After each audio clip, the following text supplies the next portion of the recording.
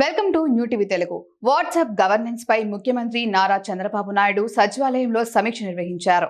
రాష్ట్రంలో WhatsApp governance సేవలను ప్రభుత్వం అందుబాటులోకి తీసుకురానున్న నేపథ్యంలో సీఎం సమీక్షించారు.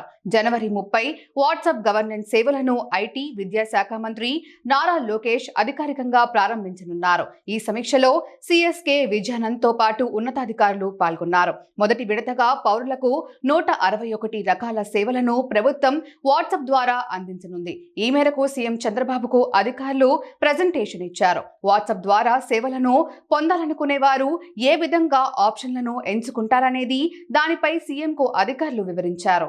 రెండవ విడతలో మరిన్ని సేవలను ప్రభుత్వం అందుబాటులోకి తీసుకురానుంది. మొదటి విడతలో భాగంగా దేవాదాయ, ఎనర్జీ, ఏపీఎస్, ఆర్టీసీ, రెవెన్యూ, అన్నా క్యాంటీన్, సీఎంఆర్ఎఫ్, మున్సిపల్ వంటి వివిధ శాఖల్లో సుమారు 161 రకాల సేవలను ప్రవేశపెట్టనుంది.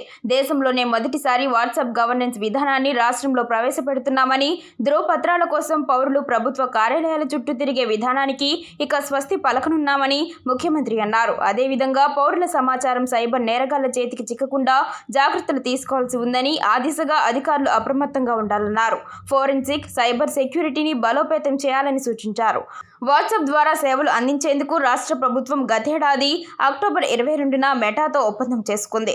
ఆంధ్రప్రదేశ్ను డిజిటల్ టెక్నాలజీ వినియోగంలో అగ్రగామిగా మార్చే దిశగా ప్రభుత్వం అడుగులు వేస్తున్న తరుణంలో పాలన, ప్రభుత్వ సేవలను పౌరులకు వేగవంతంగా అందజేయడానికి ఈ విధానం సులభతరం కానుంది.